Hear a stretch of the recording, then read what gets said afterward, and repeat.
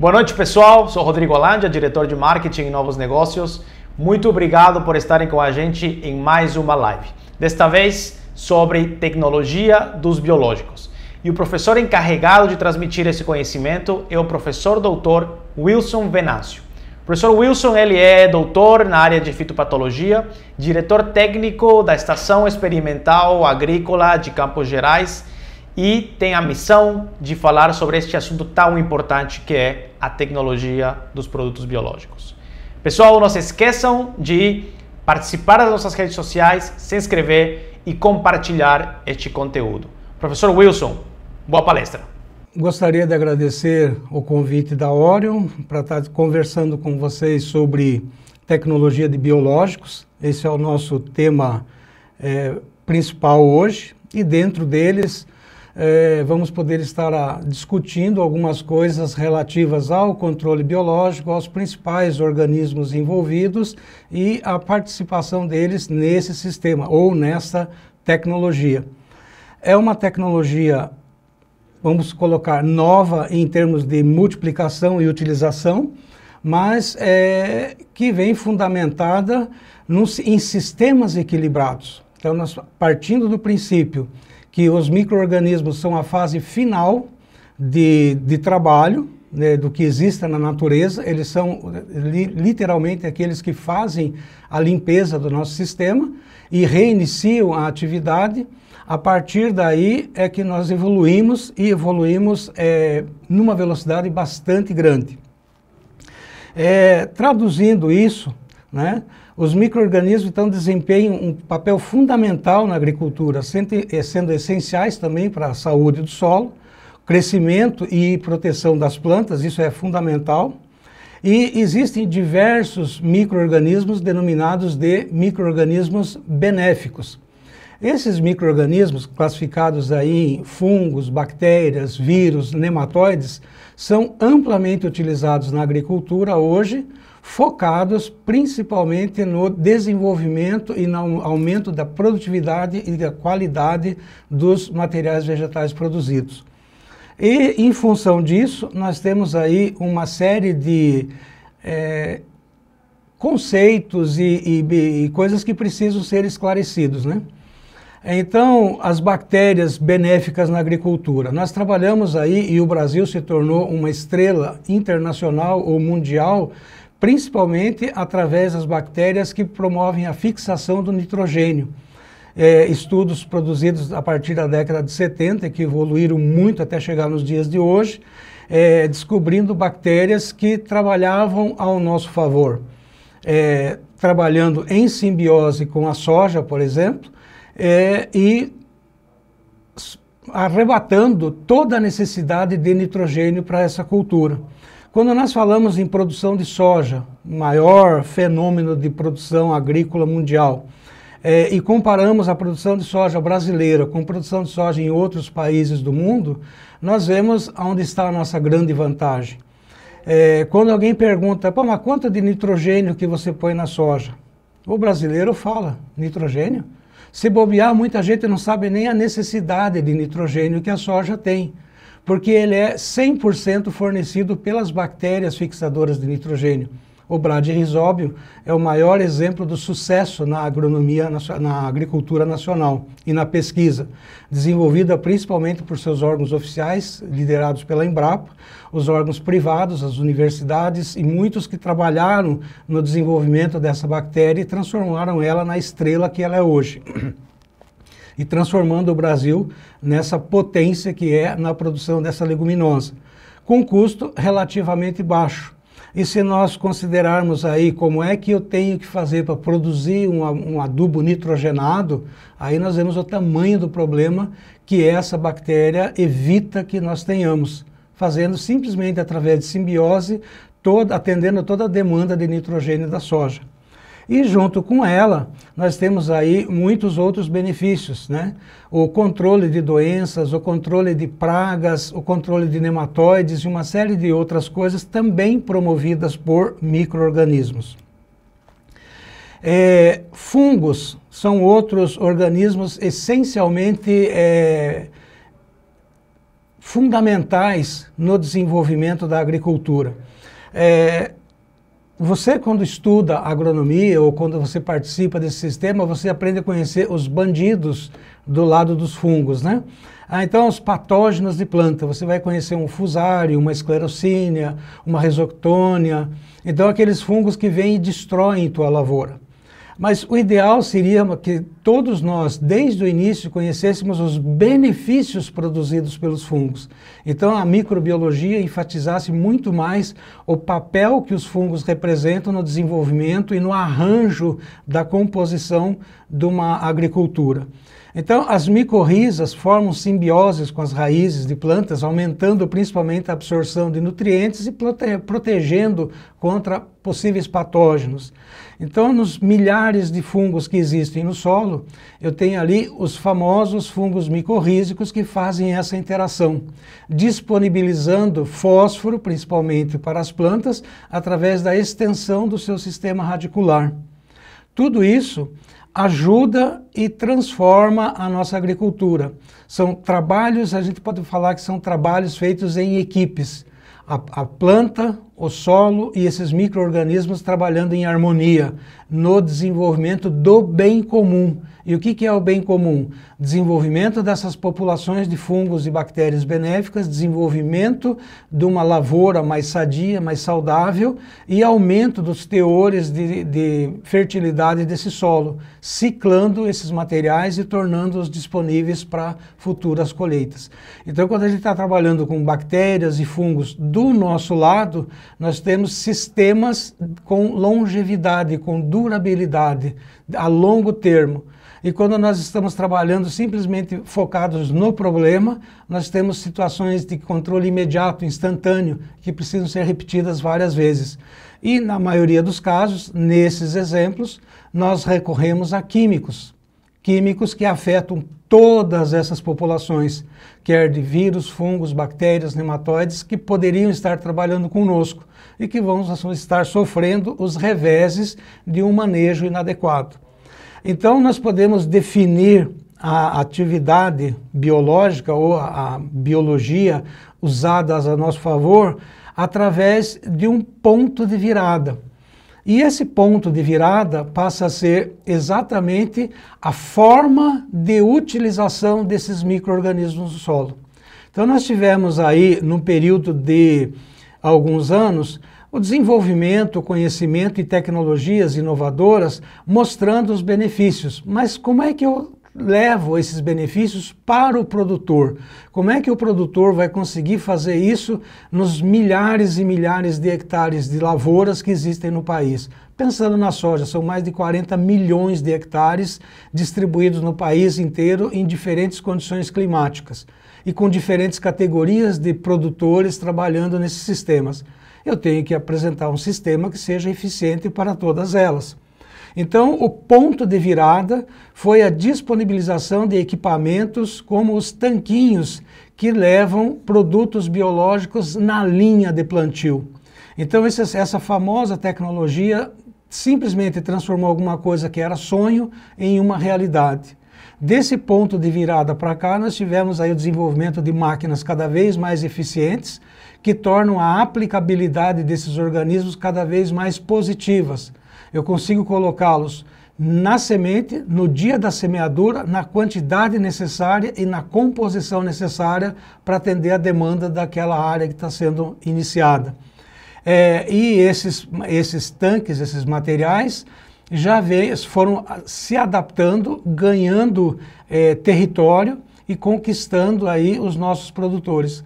Em algumas regiões do Brasil, como a região que eu venho, que é a região dos Campos Gerais, os tanques de aplicação de biológicos, ou os tanquinhos, eles são quase que a totalidade. Então é difícil você encontrar um produtor que não tenha essa tecnologia ou que não saiba utilizá-la. E a preços, vamos colocar assim, condizentes com a nossa realidade, com a realidade brasileira. É um trabalho que pode e vai melhorar muito, que vai trabalhar nesse sistema de capacitação dos nossos profissionais, de melhoria da nossa qualidade de produtos obtidos e resultados mais promissores por área. Então eu vou ser muito mais produtivo sem precisar estar abrindo e negociando novas áreas, preservando o que o Brasil tem de mais precioso, que é a sua natureza, e o que ele faz com excelência e por excelência, né? Então, além dos fungos, bactérias, também nós temos aí os vírus atuando de forma benéfica na agricultura. Vírus hipovirulentos, por exemplo, são alguns dos casos que controlam doenças. Então, vírus atacando fungos que prejudicam o desenvolvimento das nossas plantas. É uma abordagem sustentável que reduzem as intervenções químicas para a agricultura. Então, eu posso trabalhar num sistema mais equilibrado.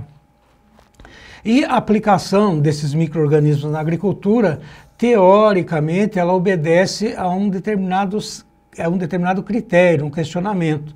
Então, tudo começa na seleção de organismos. Aonde eu vou fazer essa seleção de organismos? Nos mais diferentes ambientes. Se eu quero organismos capazes, efetivos e que tenham uma maior capacidade ou potencialidade de atividades, eu vou em sistemas equilibrados. Então, em sistemas equilibrados, como solos de floresta ou algum ecossistema distinto, eu vou pegar indivíduos adaptados àquele sistema e que conseguem se multiplicar e liderar aquela competição. Essa seleção, ela é específica e essas características precisam ser comprovadas. A partir da seleção desses micro-organismos, que levam alguns anos de estudo, eu vou começar a produzir os inoculantes ou os produtos obtidos a partir desse micro-organismo. Esse é um segundo passo. Então aí entra a indústria, entra todo um processo de multiplicação e de qualidade. A parte mais importante, eu tenho que levar para o campo uma solução e não um novo problema. Então, a qualidade que esses produtos têm ao chegar ao campo e a atividade tem que ser muito bem definidas. A partir daí, eu vou chegar numa terceira etapa, que seria realmente a aplicação no campo, a aplicabilidade. E nesse contexto eu falo para vocês, é onde as empresas, a indústria, os empreendedores têm o seu maior papel, desenvolver e aprimorar essas tecnologias que permitam sempre estar evoluindo. E a partir desse conceito, seleção, produção e aplicação, eu tenho uma coisa que é o tempo todo, o monitoramento e avaliação daquilo que está sendo utilizado. Em teste no princípio, em experimentação no meio e em produção no final.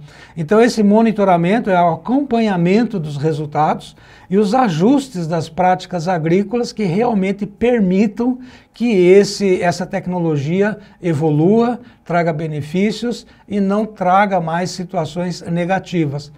Qual que é o objetivo? O objetivo do controle biológico nunca foi brigar com outros tipos de controle, mas sim expandir, implementar, melhorar os controles já existentes. Significa que se eu uso controle biológico, eu não vou eliminar outro tipo de controle, como controle químico, controle físico, eu vou trabalhar em parcerias, reduzindo aqueles mais perigosos ou mais danosos, usando eles sempre em situações emergenciais e colocando no sistema esses produtos que são mais equilibrados e mais compatíveis com o equilíbrio como um todo, com a natureza da nossa existência. O solo, os micro-organismos, a fauna, a flora, os vegetais, a comunidade como um todo. A partir daí, nós temos aí várias situações extremamente interessantes. As bactérias associativas, principalmente, e as leguminosas, são um exemplo perfeito dessas avaliações. Então, as bactérias simbióticas, o caso do Bradyrhizobium, né, vai fazer a formação de nódulos, mas essas estruturas que vão se formar junto às raízes para fixação do nitrogênio. convertem esse nitrogênio de uma forma que possa ser utilizado pelas plantas e a partir daí eu tenho toda a disponibilidade do nitrogênio para as plantas, sem que a indústria precise interferir. Isso não vai causar um prejuízo da indústria. Ah, não, as indústrias vão quebrar. Não, vai haver um redirecionamento para atender outras etapas. As bactérias diazotróficas e as plantas não leguminosas. Ah, mas será que só as leguminosas vão ser atendidas? Não, nós temos várias espécies de outras bactérias, como Azospirillum, Azotobacter, Klebsiella, Herbaspirillum, várias que atendem gramíneas, uma série de outras culturas, arroz, cana, milho, trigo, simplesmente produzindo aí a fixação de nitrogênio e melhorando a produção de hormônios, a solubilização de fosfatos, a colonização endofítica, quer dizer, eu tendo uma população microbiana em convivência com as raízes de diferentes plantas, eu estou trabalhando em sistemas equilibrados. E esses sistemas fazem com que todo o conjunto ganhe. Tá? Então veja, são mais pesquisadores, mais áreas a serem abertas, mais produtos a serem gerados, mais tecnologias e tudo isso no final gerando maior produtividade e maior rendimento. Existem alguns fatores que podem influenciar a atividade dessas bactérias benéficas. Entre esses fatores, a qualidade do solo, por exemplo, a estrutura física, a composição química, são fatores que afetam diretamente a atividade bacteriana ou microbiana. Eu posso falar em pH, teor de argila, então uma série de fatores que compõem o solo. Então eu estou trabalhando constantemente no processo de evolução e conhecimento do sistema e não preso numa única tecnologia. A disponibilidade de nutrientes, carbono e nutrientes são essenciais para o crescimento e a atividade dessas bactérias. Então eu não vou trabalhar em cima de um solo estéril, eu tenho que estar fornecendo atividades e métodos que atendam, então a rotação de culturas, o sistema de plantio direto, a adubação de coberturas ou culturas intercalares. Então são todas tecnologias que passam a integrar o sistema e resgatam pontos históricos, inclusive da agronomia. Plantas hospedeiras, a presença de plantas adequadas é crucial para o estabelecimento dessas associações. Então eu tenho que conhecer muito bem a microbiologia e como ela se desenvolve, para quando eu trouxer esses organismos para o sistema, eu ter ali também todo um comportamento favorável ao seu desenvolvimento. E o mais importante, as interações microbianas, como atua em comunidades complexas. Eles não são exclusivos, então nós não estamos trabalhando ali em cultura pura.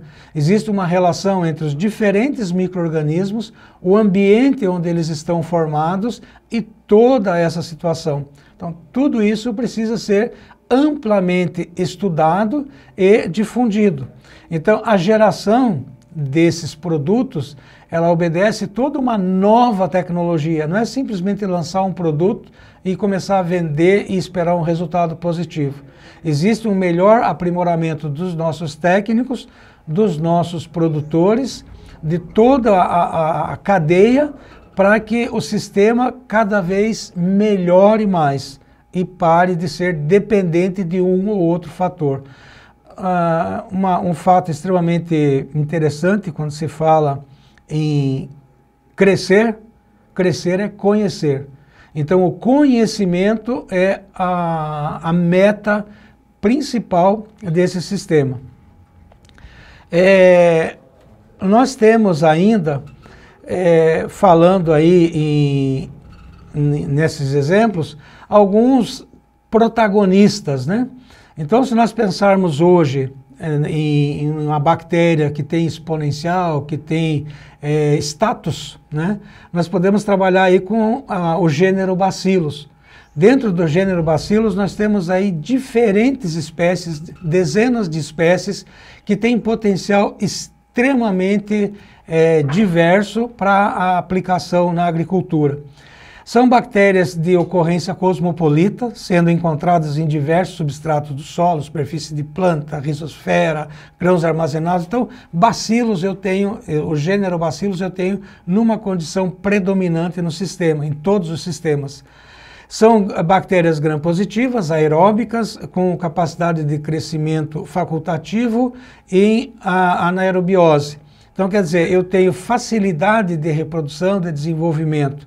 E dentre as espécies de bacilos, nós temos os modelos, os precursores. Bacillus subtilis, Bacillus pulmilis, Bacillus amiloliquefáceis. Então, os subtilis e os pulmilis foram os primeiros a serem trabalhados aqui nas condições brasileiras, desenvolvidos em situação comercial. E a história deles inicial é uma história muito parecida com a maioria das outras.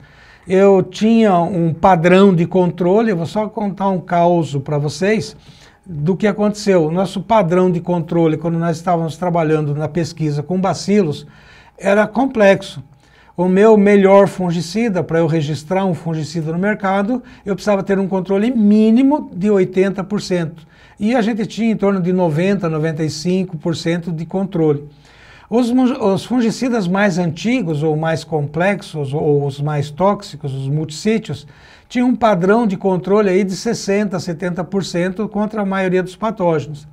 E quando nós jogávamos um bacillus, o nosso melhor controle de um Bacillus subtilis, um Bacillus pulmilis na época, ele ficava em torno de 15%, 20%, 25%. Bom, como é que você vai entrar numa tecnologia onde o pior produto que eu tenho já dava 60%, 70%? E os melhores produtos lançados no mercado, que eram específicos e funcionais, davam em torno de 90%, 95%, 98%, 99% de controle. Era difícil. O que nós tivemos que fazer? Mudar o foco. Eu não estou jogando um contra o outro, eu estou jogando um para trabalhar com o outro. Eu preciso reduzir a carga de alvos específicos e aumentar a carga de diversidade. Então nós começamos a mudar a forma de trabalhar. Começamos a trabalhar com essas populações de bacilos em doses utilizadas alternadas, em misturas e em outras formas para melhorar ou reduzir o uso de químicos ou melhorar a eficácia dos químicos. E nas nossas respostas foram fantásticas, porque se eu tenho um produto que tem 60%, 70% de controle, quando eu trabalho junto com bacilos, eu agrego esses 20%, 25%. Então eu passo aquele produto para um índice de controle extremamente superior, então acima de 80%, 90%. Então, melhoramos muito e eles foram entrando nesse sistema de manejo mais ou menos dessa forma. Com o advento de um uso mais constante, como eu falei para vocês, o uso através de colocação do produto diretamente na semente ou no suco de plantio, o suco de plantio favoreceu a distribuição. E aí nós trabalhamos motivados a trabalhar muito mais espécies, muito mais atividades, muito mais características benéficas. E o resultado é o que vocês estão vendo aí. São esse crescimento, o resultado são esse crescimento da tecnologia, de novos produtos, de novas empresas no segmento, né? Dando aí maior disponibilidade e maiores alternativas ao produtor. Então, quando falamos aí, por exemplo, nos bacilos ou nos tricodermas, o que nós estamos falando? Nas suas principais características, nas aplicações e quais os principais alvos obtidos por eles de uma forma geral. Então, o que eu posso falar para vocês de uma maneira bastante simples e clara, aquilo que começou com uma espécie ou outra espécie, que pareciam até que eram competidoras. Eu tinha um produto chamado Bacillus subtilis de uma determinada empresa, eu tinha um outro produto chamado Bacillus pulmilis, quer dizer, espécies distintas, empresas distintas, e eles eram competidores de mercado. Ah, qual que é o melhor? Eu uso esse ou uso aquele? Os dois eram ótimos. O que nós tínhamos que ajustar? Não se um era melhor que o outro, mas como eles poderiam contribuir no sistema. E de lá para cá, o principal foco passou a ser esse. Tanto é verdade que nos produtos mais modernos, então se eu chegar no mercado hoje, puser nessa mesa aqui toda uma lista de materiais, eu teria ali materiais com 2, 3, 4, 5, 6, 7 bactérias dentro do mesmo invólucro, sendo utilizadas da mesma forma. Então eu tenho Bacillus ameloliquefaces, Bacillus pulmonis, Bacillus equiniformes, Bacillus subtilis dentro do mesmo produto. E mais importante que isso, hoje nós trabalhamos os bacilos e os fungos micorrízicos da mesma forma. Então nós temos combinações no mesmo produto de estruturas de resistência de bactérias e fungos que podem ser aplicados simultaneamente na planta, seja no suco de plantio, em sistema foliar ou diretamente sobre o solo, melhorando as qualidades do desenvolvimento radicular da planta como um todo ou a proteção dela na agricultura. Temos essa evolução do sistema, uma evolução que vem garantindo muito o desenvolvimento da tecnologia, está abrindo uma série de áreas de atuação, diferentes profissionais, como profissionais da biologia, tá? Da engenharia, que estão se voltando para a agronomia ou para a produção vegetal, ajudando e dando suporte para que isso seja melhorado. Então, o objetivo é sempre conquistar, conhecer mais e conquistar mais especialidades. A inibição de patógenos, a competição, a indução de resistência são algumas das atividades das bactérias biocontroladoras na agricultura. Então, como é que elas vão estar atuando? Então, por exemplo, se eu pegar um Bacillus subtilis, um Bacillus ameloliquefaces ou um Bacillus thuringiensis, que foi o precursor aí de tudo na utilização como um inseticida biológico, ou Bacillus licheniformes, né, que produz enzimas hidrolíticas para biofertilizantes, são as formas que nós temos de trabalhar. Então, qual é a especialidade de um Bacillus subtilis? Produzir metabólicos bioativos e controlar doenças de plantas. Para controlar doenças de planta, ele vai controlar fungos e vai controlar outros patógenos que vão interferir negativamente na planta. Por competição, por indução de resistência ou por inibição desses patógenos, atuando diretamente no patógeno ou no hospedeiro que esse patógeno vai atacar. E nós temos aí vamos dizer, uma guerra controlada, onde nós queremos colocar todos os nossos parceiros benéficos em campo, trabalhando em parceria na proteção das plantas, no melhoramento dos solos e na produtividade. Então, quando eu trabalho com agricultura, com biologia ou com tecnologia biológica, eu estou pensando no sistema. Não ganha só em sacos de soja por hectare. É a qualidade da soja, o maior teor de óleo, a qualidade do óleo, o solo que ficou lá, os materiais orgânicos, o aumento da base e do enriquecimento do solo. Então, todo o sistema ganha. E quando eu trabalho com uma agricultura exploratória ou simplesmente extrativa, eu só estou computando grãos por hectare, só o que sai. Teoricamente, num sistema equilibrado, nós estamos trabalhando o sistema como um todo. É como se eu estivesse comprando um carro zero todo dia para sair. Eu não tenho desgaste dele, só tenho melhorias. E cada vez que eu entro, eu dou uma limpada, passo um perfuminho, encho o tanque de gasolina. Então, eu pego numa condição e saio um pouquinho melhor ali na frente. Eu não vou entregar ele desgastado, acabado lá quando o carro estiver quebrado. Eu vou fazendo essa manutenção diariamente. Isso é o que os micro-organismos, principalmente, fazem para um sistema de produção.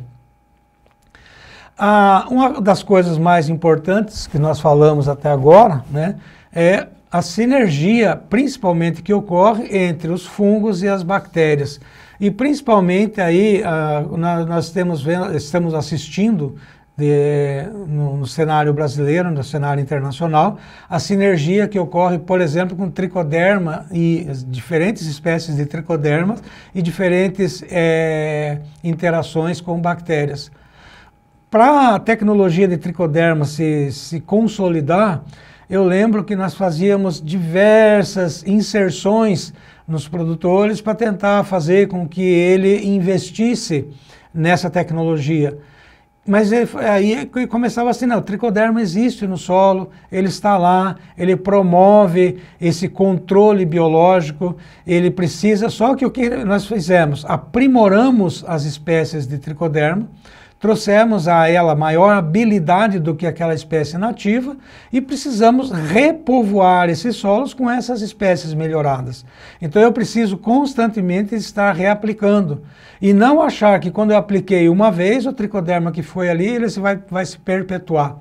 Não esqueçam que no solo é um complexo em que as populações se alternam em função da disponibilidade de alimentos. E os alimentos vão ficando disponíveis em consonância com o tempo e as condições climáticas. Então eu tenho maior sistema radicular, maior formação de palhada, maior formação de grãos, estrutura, e isso vai se decompondo ao longo do tempo. Então, épocas que eu tenho maior quantidade de açúcar, de carbono, de celulose, de hemicelulose, de estruturas mais difíceis ou mais fáceis de serem consumidas pelos micro-organismos. Então, ao longo do tempo, essas populações vão flutuando e vão mantendo o solo equilibrado e enriquecido, distribuindo, devolvendo nutrientes para o sistema, que são recolhidos pela planta e devolvidos na forma de grãos ou de folhas ou de parte vegetal e enriquecendo o sistema. Quanto mais o tempo passa, mais eu fico nessa condição, melhores as condições de solo, de desenvolvimento e de produção. Quando eu só começo a retirar, eu estou exaurindo o solo, tá? E retirando tudo aquilo que poderia ficar de benéfico. E se além de eu fazer isso, eu ainda agrego químicos, produtos que exterminam populações benéficas, eu estou destruindo o solo. Então o meu solo precisa de tempo em tempo ser realimentado, senão eu perco o sistema. Então eu encontrei solo morto. Por quê? Porque eu matei literalmente esse solo. Eu encontrei um solo vivo, um solo eficiente, um solo altamente enriquecido. Por quê? Porque eu trabalhei em parceria com ele até o final. E é isso que a gente busca dentro dessa atividade. Uma sinergia entre os micro-organismos, as plantas, o solo e principalmente a atividade, a cabeça de quem está gerenciando essa atividade. Eu tenho que pensar que todas essas tecnologias de produção vegetal, de biocontrole ou de controle químico são gerenciadas por seres humanos. E quando eu falo seres humanos, eu tenho ali um produtor de 1 hectare, de 10 hectares, 100 hectares, 1000 hectares, 100 mil hectares. Então, uma cabeça tomando conta de diferentes quantidades de terra. Quando eu penso que a soja tem mais de 40 milhões de hectares no território brasileiro, quantas cabeças eu tenho que otimizar para que o sistema funcione? Hoje eu posso falar para vocês com todas as letras. Nós temos como produzir a soja em 100% de produtos orgânicos ou biológicos, sem ter nenhum problema de perda de rendimento. Mas para isso a tecnologia existe, eu preciso que a tecnologia entre na cabeça daqueles que detêm o poder de utilizá-la. Então, se eu tenho ali uma condição em que todos estão preocupados com o sistema, essa tecnologia vai evoluir muito. E ela só vai evoluir através do conhecimento, da transferência desse conhecimento ao usuário de fato, aquele que vai conhecer os benefícios de uma agricultura biológica e não os malefícios de uma agricultura mais agressiva. Então esse é o sistema geral. E é isso que eu queria deixar bem claro para vocês. Então, como vantagens do controle biológico, nós podemos dizer a sustentabilidade. Ele vai reduzir as dependências de produtos químicos, promovendo práticas agrícolas mais sustentáveis. A gente fala em segurança alimentar, produtos mais saudáveis, livres de qualquer tipo de resíduos, atendendo principalmente o que? A necessidade do consumidor. Né? O consumidor é o objetivo final. Se ele tiver um produto de qualidade, tudo se preserva.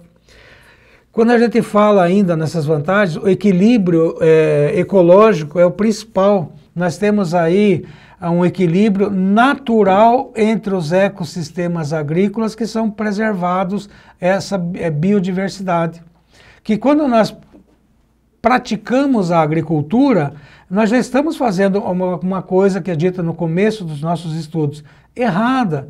Pô, quando nós começamos a conversar, eu fui lá numa floresta, num sistema equilibrado, buscar uma população e a partir dessa população conhecer seus elementos e buscar os elementos mais eficientes. Quando eu faço a monocultura ou a cultura, qualquer cultura, eu elimino tudo isso. Eu tiro todas as plantas e coloco a mesma cultura, que quero extrair o máximo dela. Então, a agricultura é uma atividade invertida e tem um custo muito alto por isso. E esse custo tem que ser pago em pequenas parcelas. E a principal parcela que contribui para o saneamento dessas despesas é o controle biológico. E a maior vantagem deles, de todas essas vantagens que a gente está listando, sustentabilidade, segurança alimentar, equilíbrio ecológico, é a eficácia a longo prazo. Quando nós falamos de controle biológico, nós falamos em um controle do sistema e não do problema.